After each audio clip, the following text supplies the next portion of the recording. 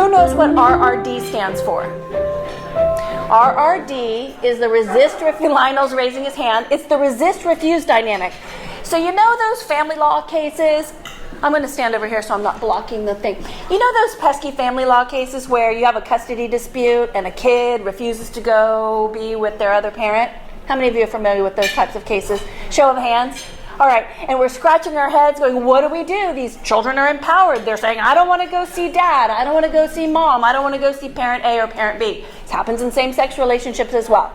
I prefer to use the resist-refuse dynamic because it really clearly shows what's going on in these families. The kid is resisting and refusing a relationship with one of the parents. Make sense so far? Okay, very good. I was recently published in an article regarding this. There is contention in the field. The way I perceive this with regard to therapeutic jurisprudence, which is social sciences in the legal system, is as follows. Now, again, this is my perception. It can be wrong or it can be modified. But this is how I look at it. You have the PA community, the parental alienation advocates on the one hand.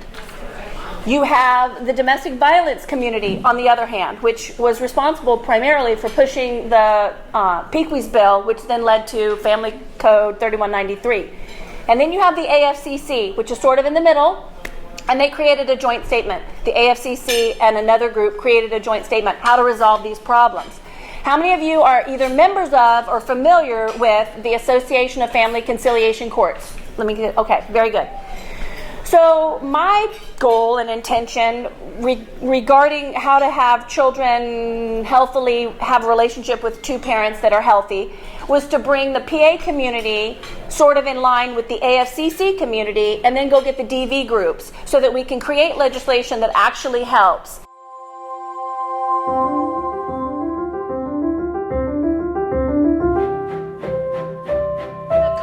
In the family courts is a shall not because money, right? In the dependency courts, you have an effort to reunify children with their families, right?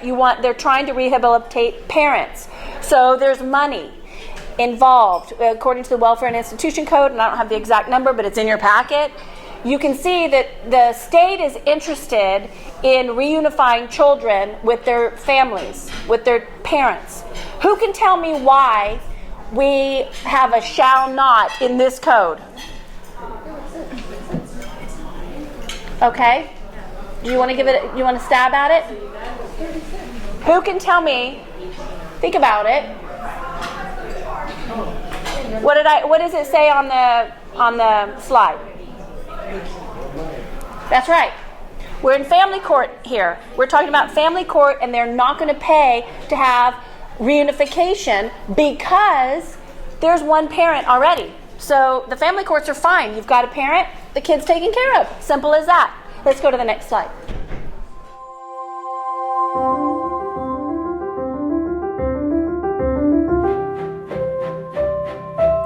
So 3190 was created, which says that courts may order counseling, family counseling. They even stayed away from the term therapy. Why? Why did they stay away from the term therapy? Put your thinking caps on. Okay, come on. Why? True, and due process. Can parents be ordered into therapy by bench officers? Yes or no? Right. Nope, no, by stipulation. There's a due process issue. They can be ordered into counseling, and for some reason the term counseling is a little more palatable, right? Religious reasons, etc. It's in your packet, the reasons for the fact that the courts cannot order that per se. Family Code 3190 is narrowly tailored, however, to 3191.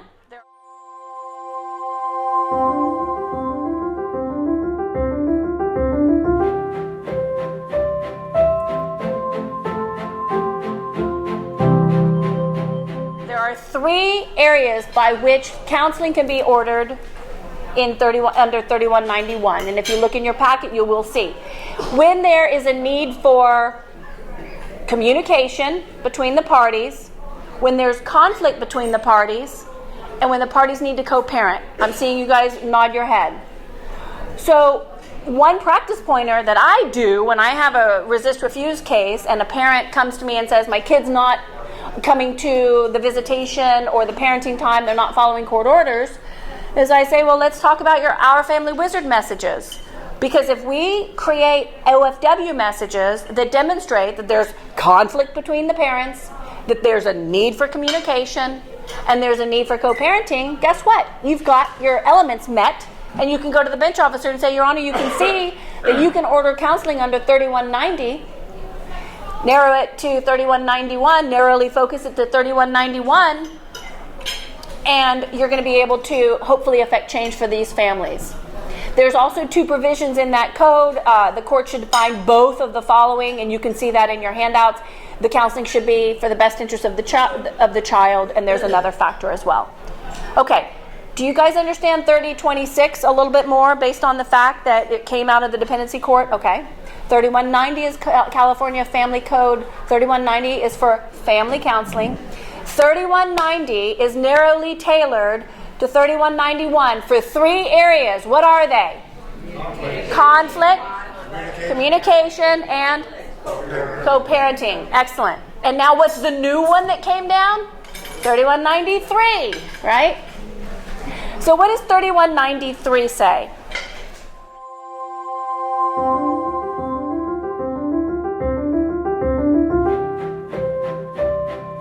What's the problem when you ask the court to implement family counseling with high conflict families? What's the problem? There's a restraining order in place. Oh, okay, yeah. Let's say there's a DVRO. Beautiful. So you need to find a therapist that knows how to handle resist-refuse dynamics with a DV aspect, right? And I tell bench officers all the time, these types of problems require specialty level counseling. And I use the medical model as an analogy. So if you have a heart problem, you're going to go to a GP, you're going to go to an ear, nose, and throat, or you're going to go to a heart surgeon? Cardiologist. You're right, you're going to go to a cardiologist. Thank you. Unfortunately, people, and sometimes lawyers, many judges don't understand that if you're going to ask for counseling in these types of cases, you need someone who has specialty level in dealing with the complex resist-refuse dynamics. Because the complex resist-refuse dynamics are counterintuitive. I'm going to say 3 things. They're counterintuitive, they require clinical intervention, and sometimes they have to do with psychological child abuse. I like things that start with the letter C. Counterintuitive. What does that mean? Counterintuitive means that you use a different type of remedy that your intuition thinks would work. Okay? How many of you know that judges will order reunification? Even now, they still order it post the new law. Reunification between the child and the rejected parent. You've seen that before? Right? Okay, guess what? That doesn't work. Why doesn't it work?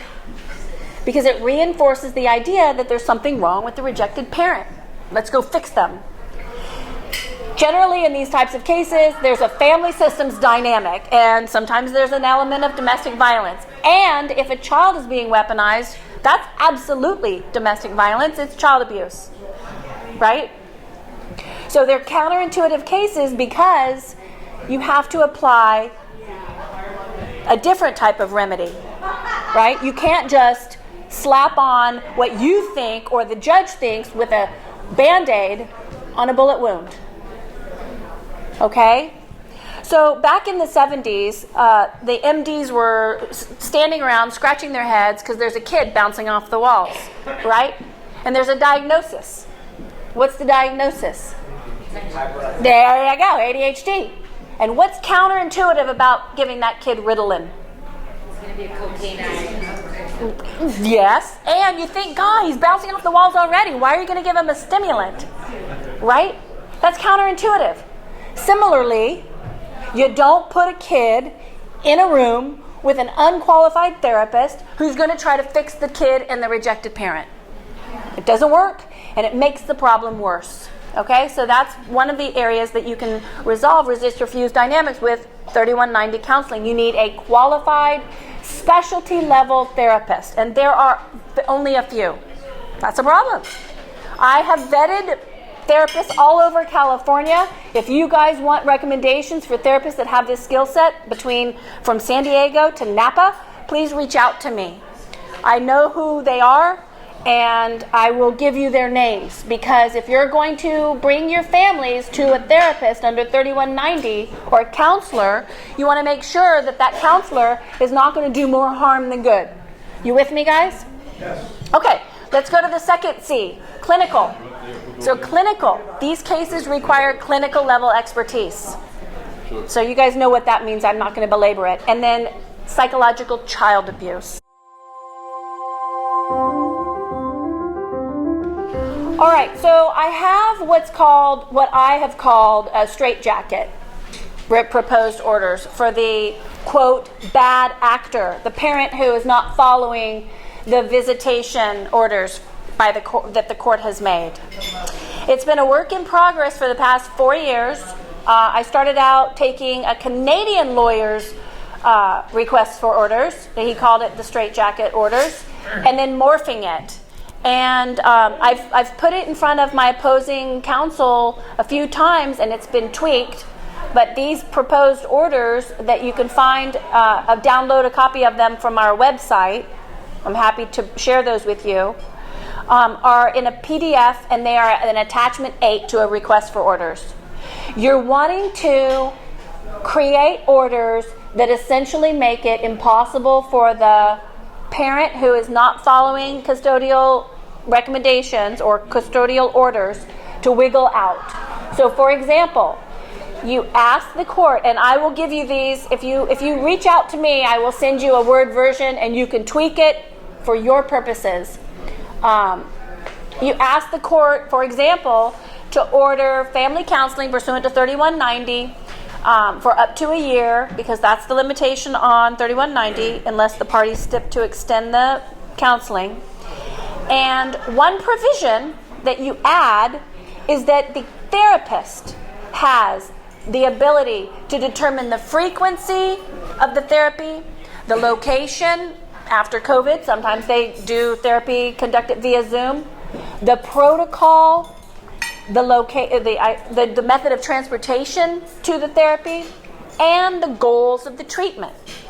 Sometimes the goals of the treatment are to help a child not be enmeshed with their parent, their favorite parent. Sometimes a goal of therapy is to help a child be able to have critical thinking skills, develop critical thinking skills. Sometimes the goal is one of the three, or all three, to resolve what?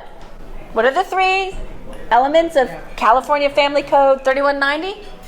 To resolve the conflict, good, to enhance the communication between the parties, and last, to help with co-parenting, or I'm going to modify this as of today and say co-parenting and or parallel parenting, because the legislators created this law. Maybe you can't get these parents to co-parent, so you write it in the orders that there would be parallel parenting, and then you be very specific. This is a work in progress. It's not set in stone, but my goal is to have something that I can put in front of a bench officer, and just like they use the judicial counsel forms with the domestic violence actions, and they check the applicable areas, wouldn't it be great if they can just check the attachment 8 and say, this is what we want, this, and this, right? So with regard to the proposed orders, they're very detailed, and again, you can reach out and I'll send you a Word version. This is something that I highly value, and I would also appreciate your input as well, because again, it's a work in progress and it's continually improving based on legislation that's being passed. Hopefully we can change the legislation slightly so that it is more effective for families. Okay, let's go back to the agenda. I think we have covered 2 of the action items on the agenda. Where do we want to hang out next? Call it out. Can you speak a little bit more about how to human intervention when you've got an opposing counsel and an opposing parent Yes. who is just so dead set against anything to do with therapy? Yes. Like I did today in a meet and confer. Yes. So, well, I come in on cases and associate with, are you an attorney? Yes. Okay. I like to bring in psychology to determine where the problem areas are. So in the cases where the problem area is opposing counsel and opposing party, you got to figure out why there being a problem. So you want to look at, is the opposing attorney milking their client and they've got a sucker who's willing to spend God knows how much money, right? If that's the problem, there's a solution for that, and there's a way of putting a finger on that specific issue. Greed, right? If the problem is that the opposing party is either completely stupid, right, and they don't get any issue at all, and you can't drag them in with a hook in their nose and a bit in their mouth, or if they are stubborn, right, and they're digging in their heels, there's ways of motivating even them. Here's what you can do, or what I do.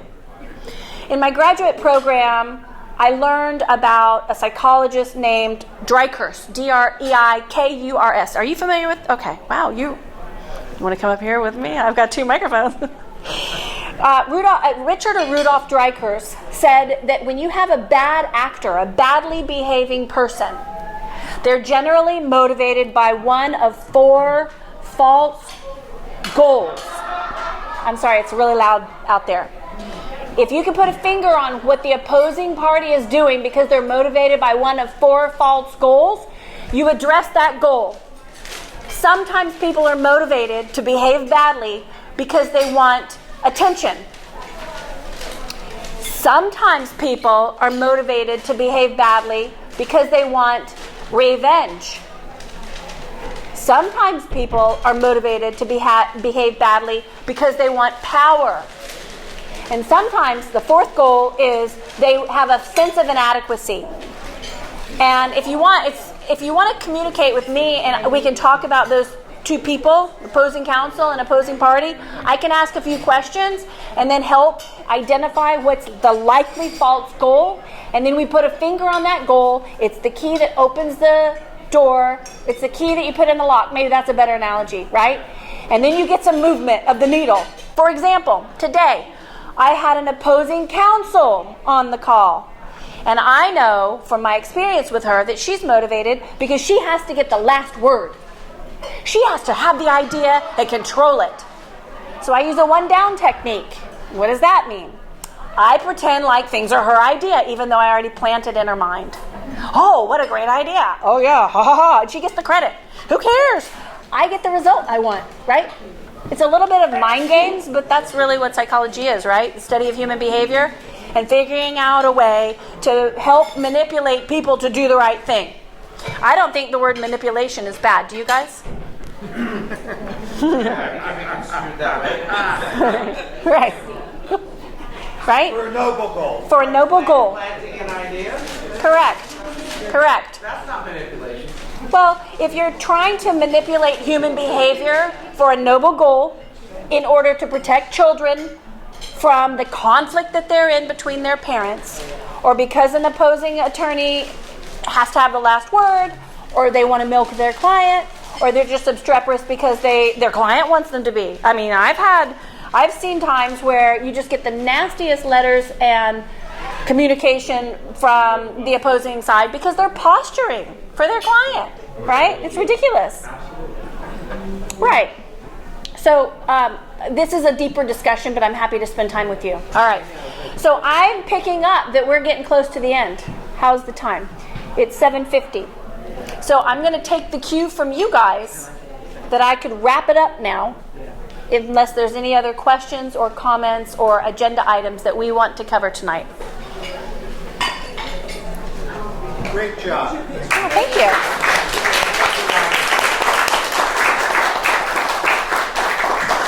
You guys have a meaty handout. We didn't cover all of it, certainly. That's my website. It's GRIFFINDONNELL.com. And I just want to say thank you so much. Thanks, Leah, for coordinating all of this. Thanks, Lionel, for inviting me. And thanks everybody for attending.